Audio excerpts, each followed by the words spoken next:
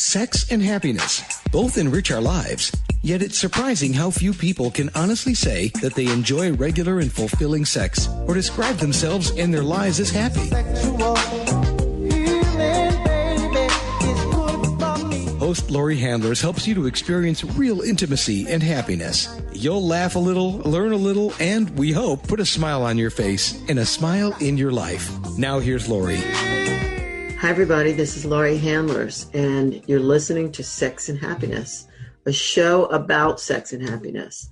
And again, this is about you, like getting sexier and happier. I think they go together, and everything that I do has to do with you, like connecting to your own sexuality, your own happiness, and every angle I can bring you about sex and happiness. Oh, hold on. We have to stop. You and I have to turn off our cameras, because the recording is better when we don't have our cameras on. So hang on. Okay. Yeah. Okay. Yeah. Then I'll count us in again. All right, here we go. Here we go. Recording in 5, 4, 3, 2. Hi, everybody. This is Laurie Handlers, and you're listening to another episode of Sex and Happiness, a show about your sex and your happiness. And everything I do on this show is to help you get more in touch with yourself, more in touch with you as a being, as a body, as an embodied sovereign being. And today is no exception. Today we're going to talk about how you know what you want sexually is a game changer. It's a life changer for your life. How knowing who you are and your preferences. In the past, we've talked a lot about boundaries. We've talked about consent. We've talked about a lot of things that are really important for negotiating intimacy. And today we're going to be talking about knowing what you want. So my guest today is Catherine Hale. She's a sexual healer and an empowerment coach. She's trained in sexological bodywork and in TRE, trauma releasing exercises. She's trained in the Wheel of Consent and other tantric, shamanic, and psychotherapy practices. Her passion is supporting people to heal from trauma by finding connection with their bodies and reclaiming the power of their sexuality. Catherine supports her clients to find safety in their bodies through relationships and through their relationships with others. She uses the power of presence and love to support embodiment and the integration of sexuality and spirituality in her life and in the lives of her clients. So, Catherine, welcome to Sex and Happiness. It's so great to have you. Oh, thank you, Laurie. It's really lovely to be here with you today. Yeah, it's been a long time coming. We've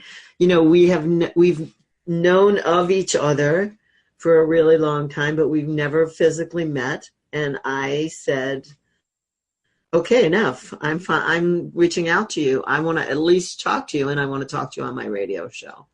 Mm-hmm. So I'm thrilled that you said yes. I'm really happy that you invited me. Yeah, Laurie, it's been like a lot of kind of missed meetings along the way over the last numbers of years. So when this invitation appeared in my inbox, it was like I had to say yes. Thank you. Thank you. So how did you, so everything I just said about you, you're trained in Wheel of Consent, you're trained in various psychotherapies, sexological bodywork, a healer, sexual healer, an empowerment coach. How did you get to this in your life? Because, like me, this wasn't the track I was supposed to be on. Yeah, it wasn't the track I was supposed to be on either. So how did this happen to you? Well, you know how it goes, Laurie. I kind of started to inquire into myself at a relatively young age, I guess.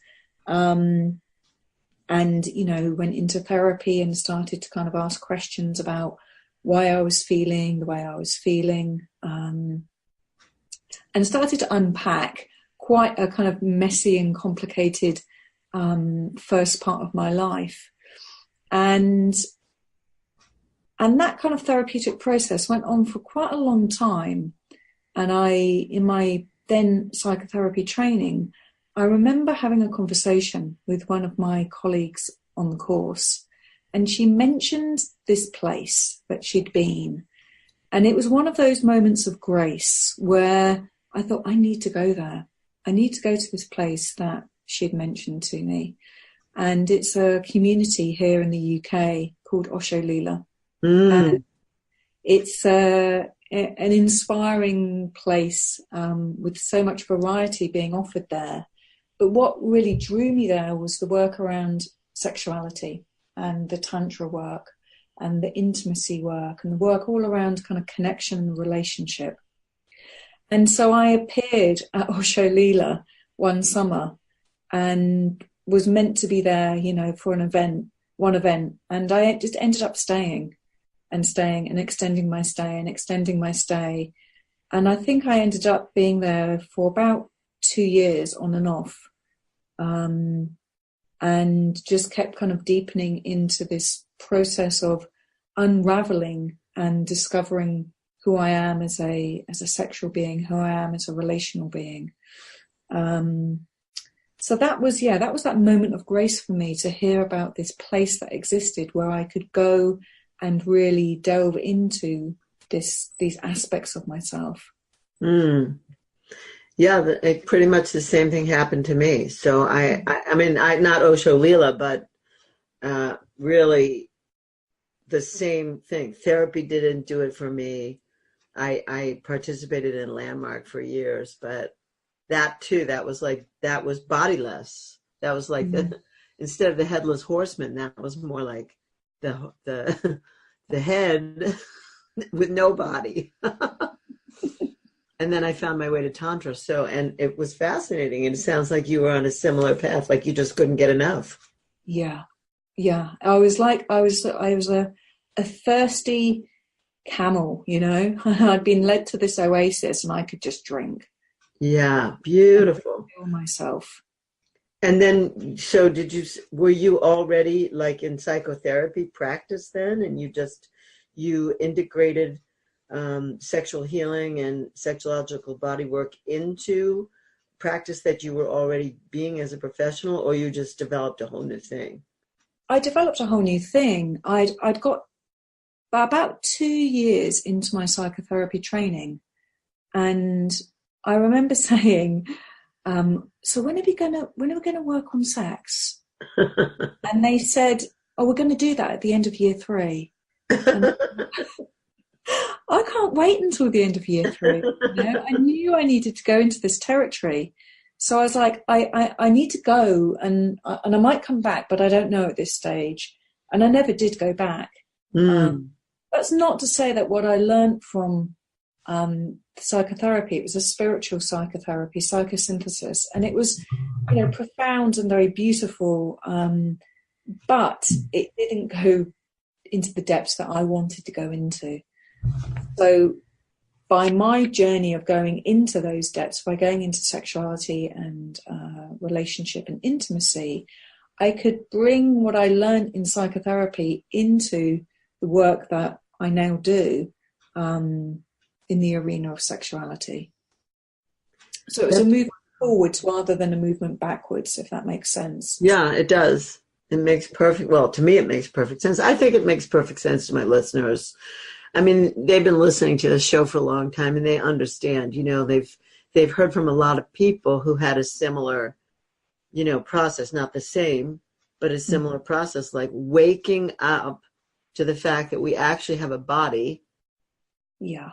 And that it's primal and that our libido or our sexuality moves creation and everything. I mean, I'm hoping that my listeners at this point are sophisticated in the area of knowing that this is so important. And obviously, like, it called to you, it drew you, you know, it drew you. You weren't going to stop at, oh, we're going to get to that at the end of year 3. Like, excuse me? That's great. So, yeah. So you have a practice in London. Is that true, or outside of London? Yeah, I live down in the southwest of England in a place called Devon. Very beautiful, wild landscape down here. I've been So I do there. my work here, and then I go up to London about once a month, and I see my clients, my London clients, Hmm. who I've got up there. I've been to Devon. I went to a Tantra festival in Devon. Ah, where was Along, it? it was in some hotel, and yeah, that's all I remember. I was with Kavita Ray and her partner at the time. And there were two other people, I guess, from Devon who were organizing the festival. You know what? You might have been there, and I don't even know, but I was Uh, there, and I remember thinking, what a charming little town! Like, what a great place to live. mm, Just beautiful. it is. It's So, a very beautiful place. yeah. So Mm. let's talk a little bit about how and why it's so important for someone to come into knowing what they actually desire sexually, because on my show I've talked a lot about boundaries and consent. I've had Betty Martin on the show long Mm. ago, Wheel of Consent, and others, Kitty Stryker, who said she doesn't even believe there is anything like consent. Like, she doesn't believe that. She believes the patriarchy is so strong that nobody really knows what their real consent is. Mm.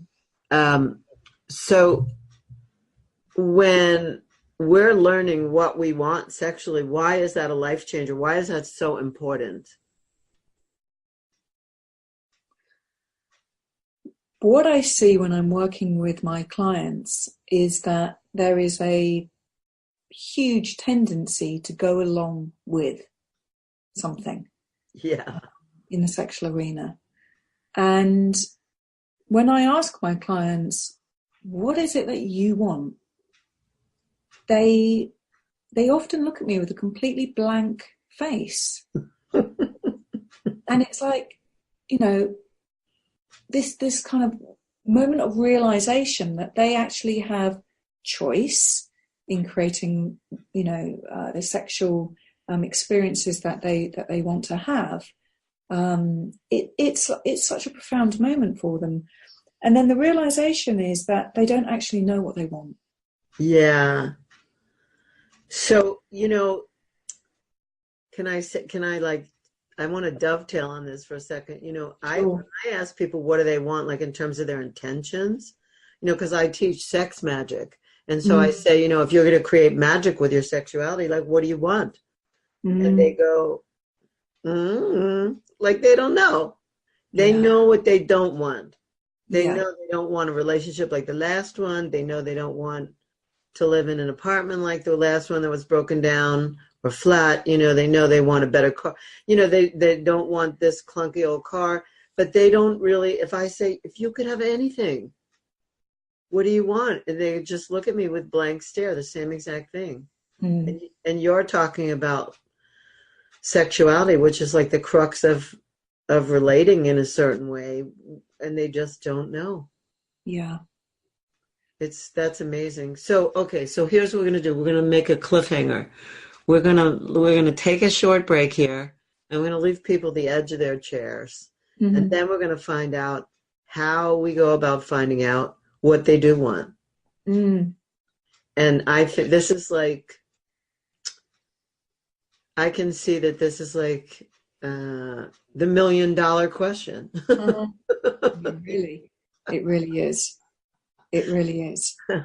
So, if you just tuned in, you're listening to Sex and Happiness. I'm Laurie Handlers, and today I have the pleasure to meet and interview Catherine Hale, who I've been dancing around with for years, but never properly meeting. And so here we are, and we're talking about, if someone asks you what you want sexually, and you look at them with duh, how are you going to fix that? And I don't mean fix it like it's broken. I just mean, how are you going to actually figure out what it is that you want and be able to communicate that. And I think that's where we're going here. So please stay tuned. We're coming right back, and this could be a life changer for you.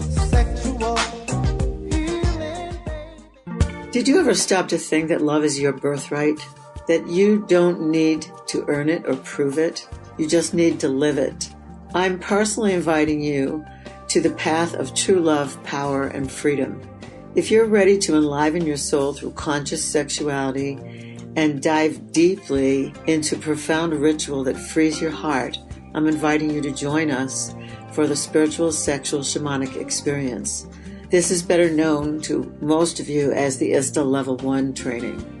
I am regularly leading these courses along with a team of accomplished facilitators all around the world.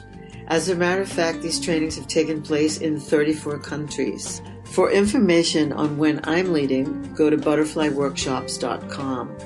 Or for a full schedule, you can go to schooloftemplearts.org.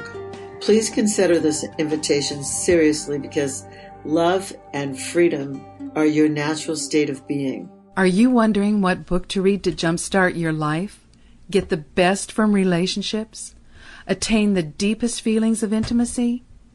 Do you want the best sex along with great happiness? Get your copy of Sex and Happiness, The Tantric Laws of Intimacy by Laurie Handlers right now. You'll learn how to make love in the unknown, take the performance anxiety and reaching a goal out of sex. You'll learn subtle ways of communication and really important practices to empower you when dealing with an intimate partner. You'll let go of blame and struggle. Doesn't this sound great? Sex and Happiness puts the innocence back into sex and gives Tantra the respect it deserves.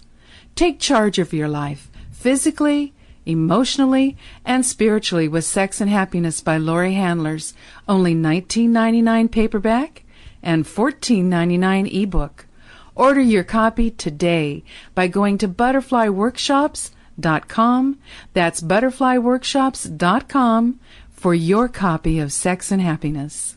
If you're a woman who could use a little zest and zing in your arousal response, or maybe you know women or a woman who could use this, because many women say that their feelings of desire, arousal, and sexual satisfaction don't happen as naturally or as often as they'd like. So I want to tell you about Zestra, because Zestra was developed to meet this much-needed option for women. Zestra's safe and a patented blend of botanical oils and extracts, and it's created to help women have increased sexual sensations. Zestra comes in convenient single-dose personal packets. Each packet keeps the essential arousal oils and extracts free, fresh, and safe from light. And with application of Zestra, it starts to work within 3 to 5 minutes. And at about 10 minutes, there's something called the Zestra Rush. And that can last up to about 45 minutes. The great news is that Zestra can be used as frequently as you like during each sexual experience. Now, I'm somebody who believes that all women deserve sexual satisfaction.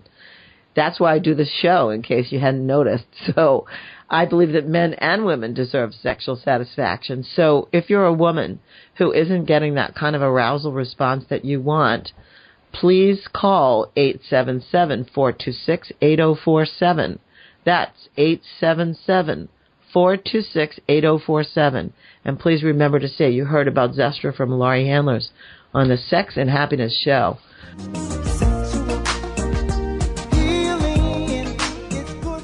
We're back with Sex and Happiness, and today my guest is Catherine Hale. And Catherine Hale is a sexual healer. She practices a lot of modalities that relate to psychotherapy, sexological body work. She's an empowerment coach. She's skilled in the wheel of consent and Tantra, etc., etc. So, Catherine, you were saying that you ask your clients and they don't know. They look at you. So how do you go about getting from them what they want? Mm. How do people learn that? Yeah. So there are a number of different ways of kind of getting this information out of clients. One of the ways in which I start is to to offer them touch.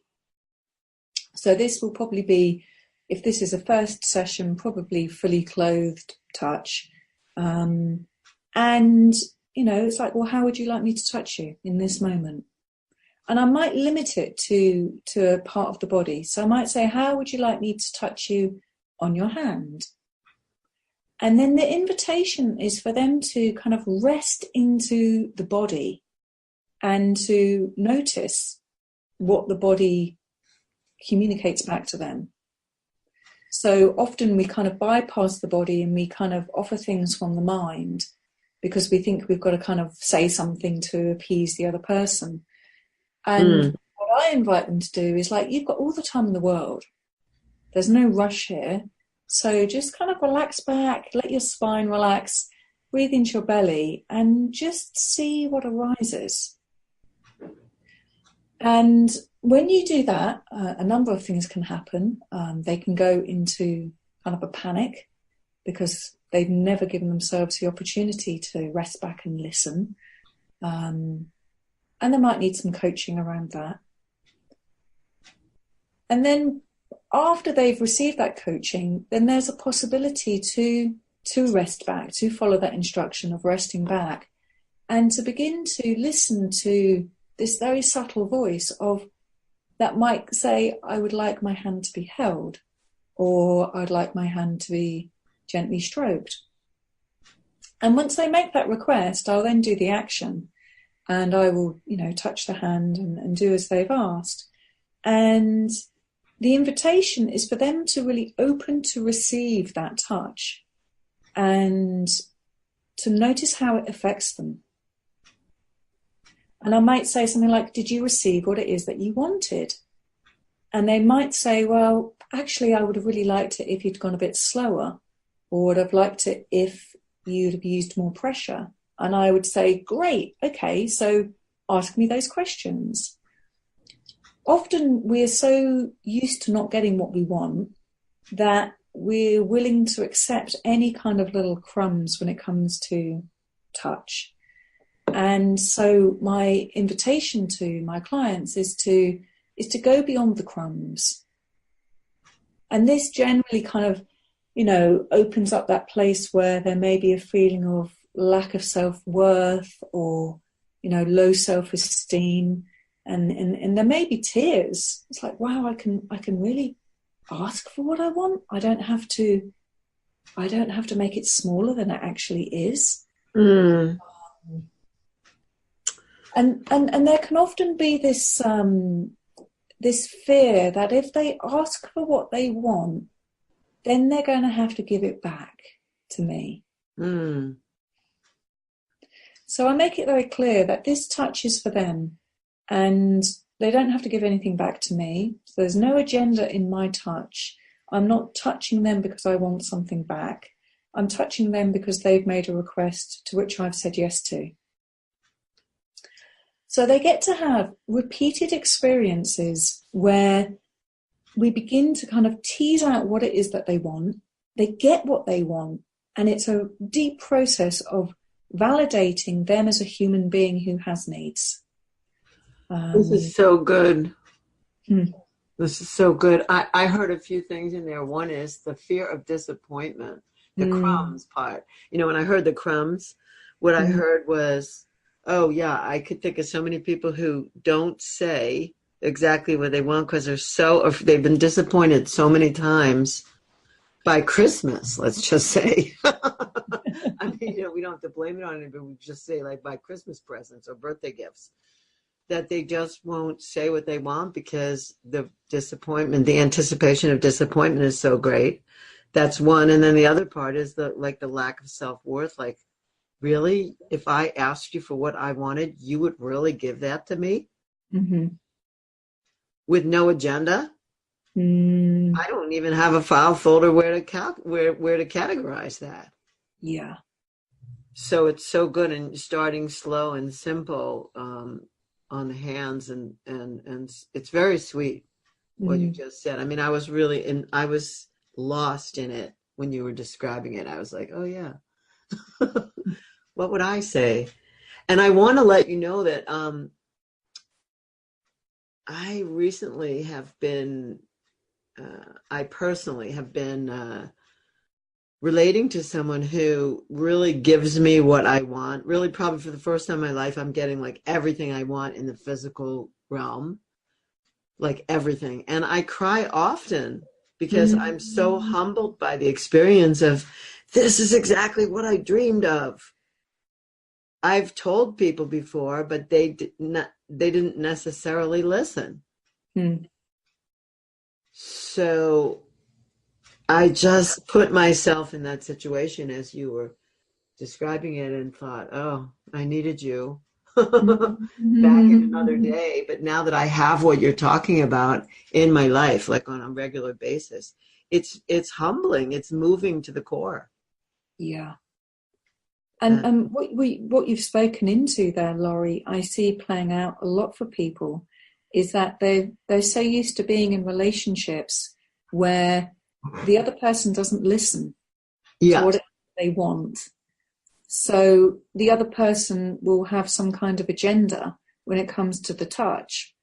So you may have made a request if you were brave enough that you wanted, your cheeks to be stroked.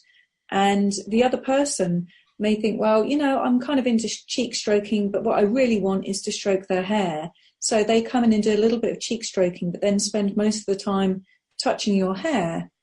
And then the question is who is that touch for? Right. Well, I think, exactly. I think of the wheel of consent, and I think, I started out receiving, and then I had to allow because the person started taking without notification. Absolutely. The person just moved into that. Like for me, it's really more of slow down.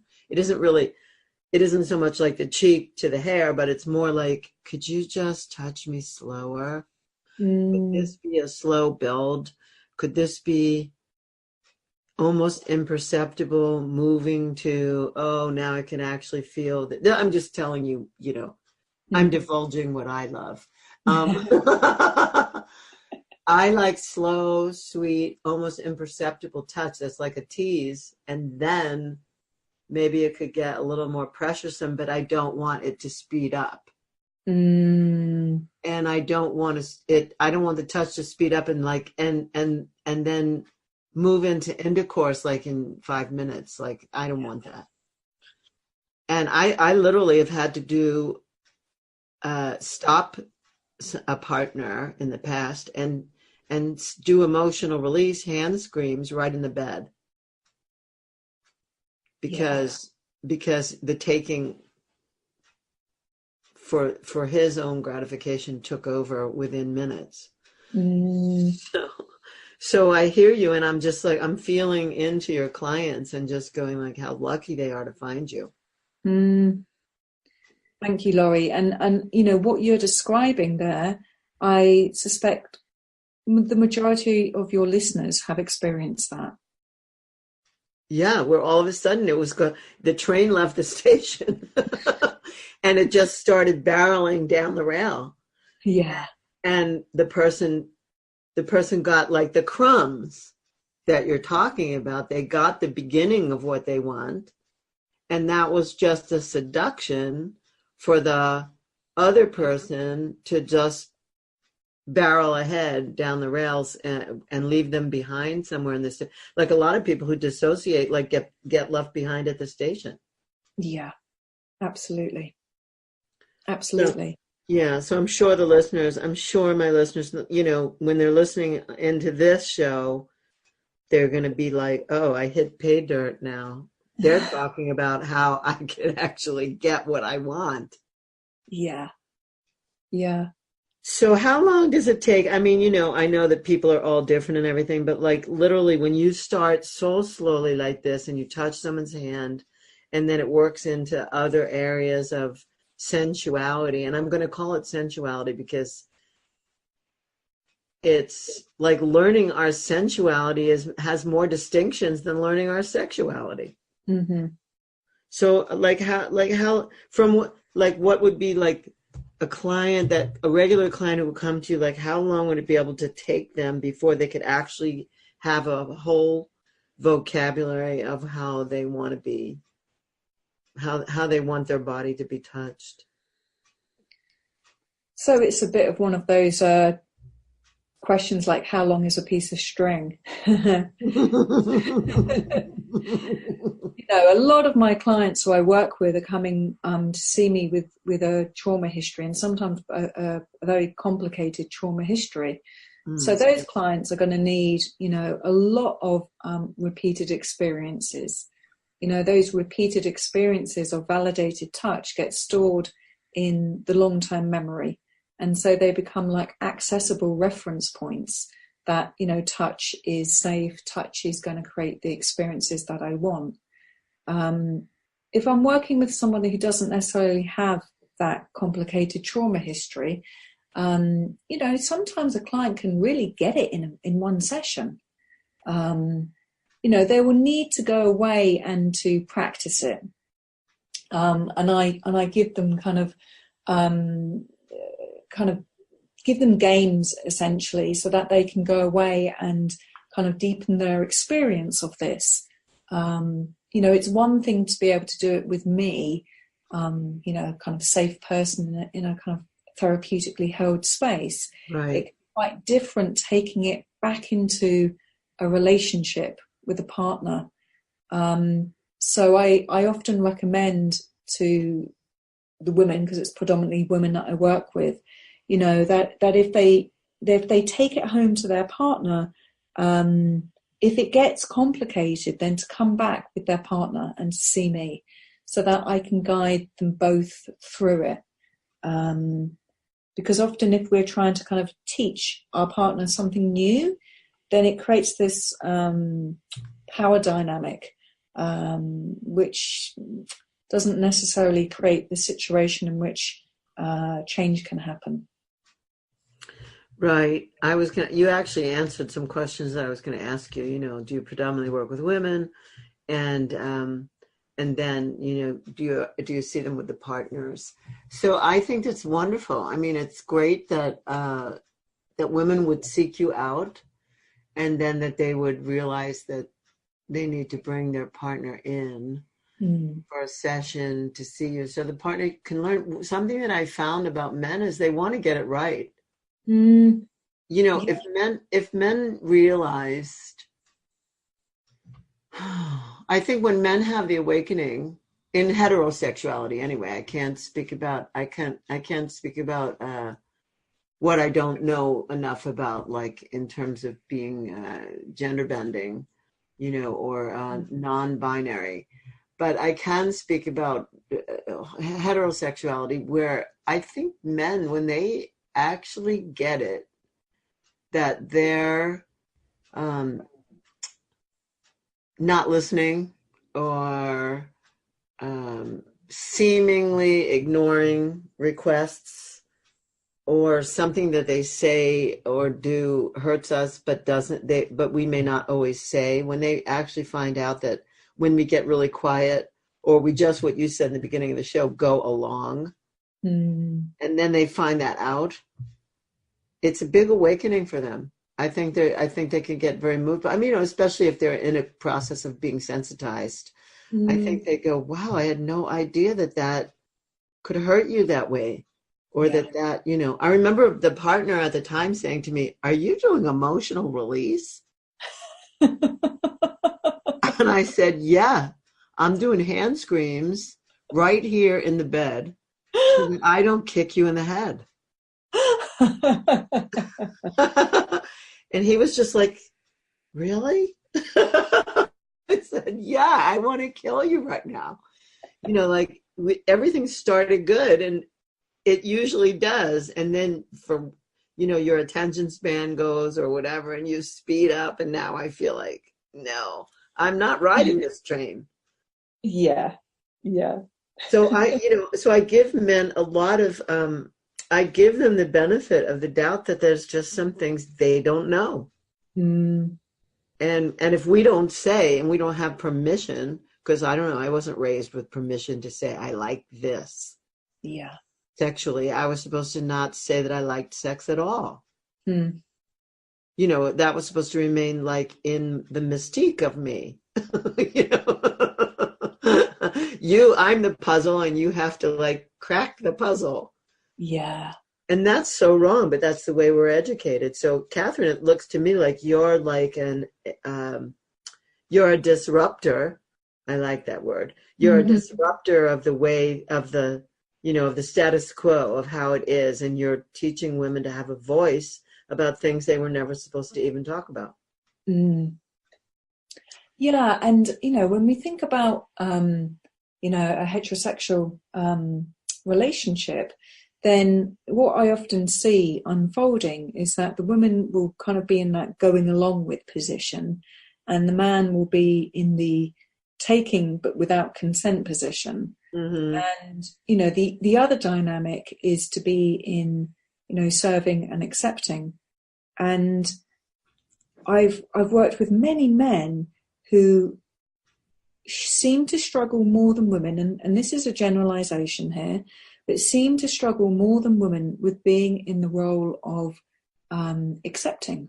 Right. Right. Hard for them to receive. Very hard Exactly. for men to receiving pleasure for men. They don't even like. It's like I had to hypnotize my current partner. I took a course in hypnosis, and I said to him, "Can I hypnotize you?" He said, "Why?" I said, "I would love to hypnotize you and give to you, serve you." He said, "I don't know if I could stand it." I said, "Could we just try?" And that changed everything. Yeah. That changed everything. But I had to actually in a trance he received. And after that, he was open to receiving. It's priceless. That's priceless. Yeah. But it really is such a reality that I've witnessed in so many of the male clients I've worked with. You know, because to go into a place of receptivity requires a vulnerability which is not in alignment with the perceived image of what it means to be a man. Yeah. Just taking a deep breath on that. Yeah.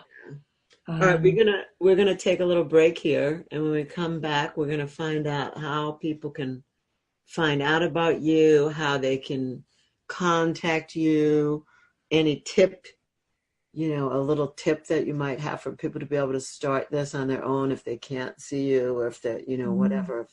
If you're not accessible, like what can they do? Because this is what we're talking about is. It's subtle and not subtle, but it's, you know, parts of it are subtleties, like just even knowing how I want you to touch my hand is a subtlety.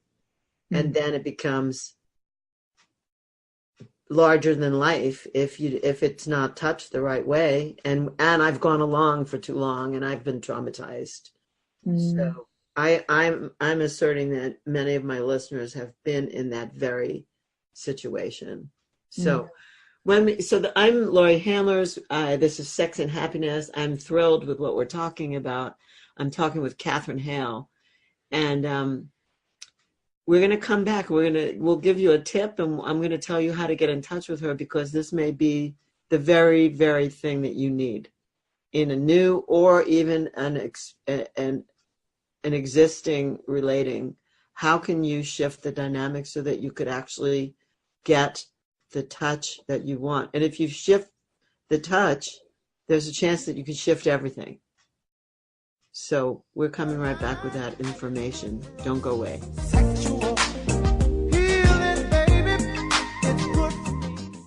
So many times you've heard Laurie talk about emotional release on this show. She says over and over again how important it is for you and your loved ones. Now you can do emotional release in the privacy of your own home. And you can practice Latihan too, meditation that prepares you for making love in the unknown. In her CD, Shamanic Release in Latihan, she creates a safe and sacred space in which you can do the powerful work Laurie is known for in her Butterfly Workshops courses. Laurie sets you up with the proper positioning and breathing. Then she guides you through each emotional state to the beat of tribal African rhythms. This CD actually provides an easy way to do emotional clearing work on a regular basis. Order your copy of Shamanic Release and Lottie Hahn today and watch your relationships walk free of emotional baggage. To order your copy, go to butterflyworkshops.com right now. As a sex and happiness coach, I understand that increased sexual participation intensifies sexual responsiveness and desire, as well as overall health and well-being. My experience with the Sybian has personally increased my sexual response, and I can now train women to use this machine to have peak orgasms as often as possible. I strongly believe this will add to their health and well-being whether they have a partner or not. The beauty and the miracle of the human body is that it adapts and changes much more rapidly than people change their beliefs or their opinions. The Sybian can make any woman's body more resilient with each peak orgasm. Sybian is an amazing experience, often described as the Lamborghini of sex toys. If you're a woman and you can get yourself to look at Sybian, you should do so. It won't take away from your partner. It will only add. Trust me on this. I love my Sybian. Go to Sybian.com. That's SYBIAN.com, or call 1-800-253-6135. That's 800-253-6135. And say Laurie Handlers told you about Sybian. And by the way, if you do have a partner, ask about Venus for Men. That's Venus, VENUS, for men. We're back with Sex and Happiness, and again, I'm Laurie Handlers, your host, and I'm speaking with Catherine Hale about a very important topic: how you ask for what you want and then how you get it. And it extends to everything as far as I'm concerned. So if you can say, please touch my face this way, you could also say, please, I'd like you to slow down when you're driving. Or whatever, whatever it is. I'm precious cargo. Please drive with both hands on the wheel. That's mine. I do that all the time. I always say to people, please put both hands on the wheel of the car. So, Catherine, how can people find you? How can people find more? Like we've just touched the surface. I feel like that iceberg thing where we're at the top, we could see the top over the water, but there's so much more in the depths. Yeah, I mean, this is a huge topic. And as you said right at the beginning of the show, it is a game changer. And as you said a moment ago, it impacts every single area of our life. So it's one to really kind of get to grips with.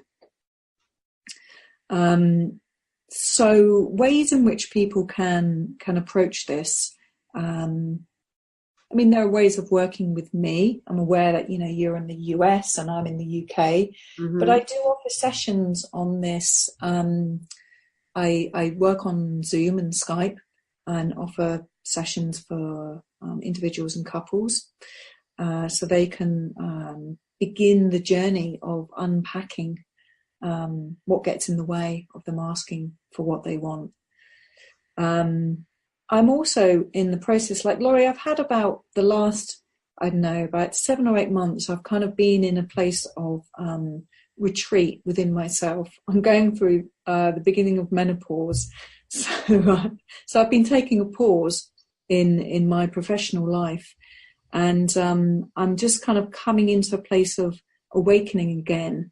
And I'm making a new website and I'm creating online courses. And I've got loads of new things up my sleeve, which are going to be kind of emerging in spring and summer this year, including retreats, which will be UK based. But if none of that feels accessible to your listeners, then the first place to really start with this is that simple question of, what is it that I want?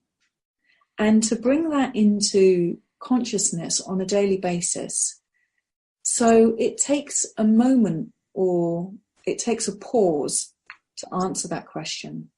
So instead of going into our habitual ways of behaving, we can pause and check in. It's like, okay, it's breakfast time. I can grab my normal like smoothie with this, and that in it. But actually, what do I really want right now? And can I pause for long enough to hear what it is that my body is saying to me? And when we kind of get confident with that and we practice that enough with the general day-to-day things, and we listen to like the impulses of the body. So I'm looking at this glass of water that I've got here, and it's like, wow, you know, I'm thirsty. I want to have a drink. You know, I want to take a drink. Can I listen to that voice, and can I respond to it? And then we can begin to take that into relationship once we've actually embodied it in some way within ourselves. And we can ask, you know, those who we're intimate with or our friends and say, hey, you know, do you want to play this game with me where we kind of take it in turns, and, you know, I'm going to ask you, you know, how would you like me to touch you? And we limit the amount of time. You know, this comes from Betty Martin's work, the 3-minute game. And we limit the amount of time that the touch is going to take place for. We go up to 3 minutes. And if the other person wants to play the game, they say yes. And they get to feel into what it is that they want. And the touch happens. And then we talk about it. You know, did you get what you wanted? And in that process, like I described earlier, we unpack the resistances, we unpack the reasons as to why it's difficult. But because we limit it to a short period of time, we don't go into that kind of endurance or that going along with touch. And it's a really powerful practice to develop with friends and intimates. And it's done in a way where, you know, we create a safe enough space so that we can actually speak what's true. Yeah, it's so good. It's really so good. It's a great place to start, and it's just great. It's a great practice to look at. And then what you say, unpack it, like what came up, how was it? Could you stand it for 3 minutes or 5 minutes or whatever? That's one of the things I love about Tantra rituals. I'm just going to say that people can, when people know there's a safe container and there's an exact amount of time, and they know that's what they're going to be doing or experiencing for that amount of time, it becomes manageable. And it's not just this bottomless unknown that's so scary to people. So it's good what you're saying. It's a way to manage the learning and to drop into, okay, so what just happened? How was that? How and not re-traumatize. And I love the thing you said earlier about the brain over time recording positive experiences. I don't like the word positive. I don't like the word positive or negative because it's loaded, but the brain recording other experiences of pleasure or not pleasure, but being able to say, okay, that wasn't pleasurable. This could make it pleasurable. And then, you know, laying down new neural patterns that are motivated with pleasure and caused by pleasure, as opposed to what you talk about going along with, or just the crumbs. My neural patterns are mostly crumbs. No. But yes, mine were just like everybody else's. Mine were. I remember, you know, years ago, wanting to go to bed with someone, and him climbing into my bed in my room and saying to me, okay, what do you want me to do? And I went, what? I just went, okay, well, try something, and I'll say if I like it or not. I didn't know anything about this stuff then. You know what I mean? It was just like, I thought, like when he asked me that, it was a complete turnoff. And if somebody asked me that today, it would be a complete turn on. Yeah. How everything has changed. It's shifted topsy-turvy. I had an expectation back then that men knew. Mm-hmm. They knew everything. I didn't know everything. I thought they talked about it. It turns out they don't. We have this kind of belief that if we are engaging with somebody else, then they should be able to read our mind and know exactly what it is that we want at any given moment, which is just the most ludicrous belief. We seem to have got that cemented in from a pretty young age. And then we're lost. We're lost. Yeah. And also, and that causes men to I think, learn like one trick. They learn one thing that works with a particular partner, and then they do that thing over and over again because that's the only thing they know that works, and they get fixated on it. It's not their fault. We don't talk to them. So I love what you're doing, Catherine, and I want to also just support you in menopause. It's a different time. Your body's going through different things, and I love that you're coming out, with new stuff, and you've taken a pause. So it's wonderful. I didn't have anybody to talk to about it when I went through it. And anyone I asked, like my mother, wouldn't talk. So, I had to find my own way, but it's a very precious time to dig deep into your wisdom and into what you've learned and to what you want. I mean, since menopause, now I say everything. Whatever I didn't say before, I say. I say, I earned it. I can just say, fuck off or whatever to somebody, and I don't worry about it anymore. I just don't worry about it. But I had to learn that by going through that period of my life. So, important. Well, thank you. Thank you so much for the work that you're doing on this planet, for sensitizing people to who they are and that they have this beautiful, wonderful thing called a body, and that it deserves way more than crumbs. Way more than crumbs. So thank you. So did you are you giving the new website? Did I miss it?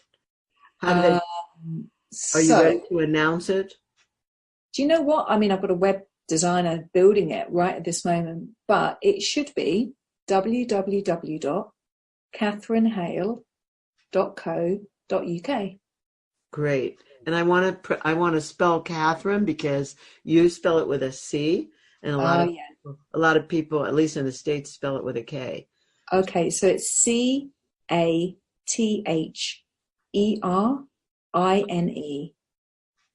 and Hale, HALE. Yeah, catherinehale.co.uk. And that's how people, and so people will find you. I mean, this is an important show, and if anyone is really moved, they will find you. I'm not worried about that at all. They will find you when it comes up. Not a problem. They can just Google you anyway. Yeah. So it's wonderful. So thanks so much for being my guest today and exemplifying the iceberg, telling us about the stuff, at the top that we could see over the water, but all the other stuff that's below this kind of focus leads to uncovering and unpacking. Thank you so much. You're so welcome, Laurie, and thank you for persevering in your in your reaching out to me and pinning me down and inviting me. Yeah, that's the way. That would be me. That's who I am. So it's great. So my listeners, thank you so much for listening in today. I hope you got a full piece today, a full gift today from this conversation with Catherine, because really it's so important. And even if you were to just finish listening and then go look in the mirror and say, if I was really telling the truth to myself, really, what would I want? And then to be able to start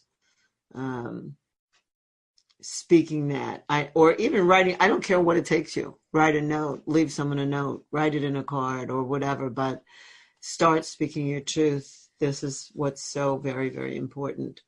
So thank you, and please tune in next time when I will have another amazing guest talking to you. Actually, I think my next guest is probably going to be talking about younger men and a new phenomenon that's happening in the world, which has shocked me, which is that younger men experiencing erectile dysfunction, like men in their 20s.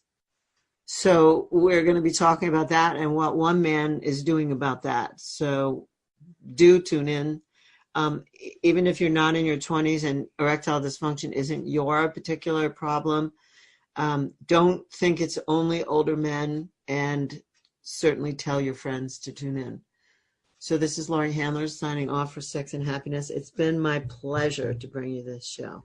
Thank you for joining us today for Sex and Happiness. To learn more about Laurie and her work, please go to butterflyworkshops.com or follow her on Twitter or Facebook. You can send her an email at sexandhappiness@gmail.com. We'll see you again right here next week for another edition of Sex and Happiness. Oh.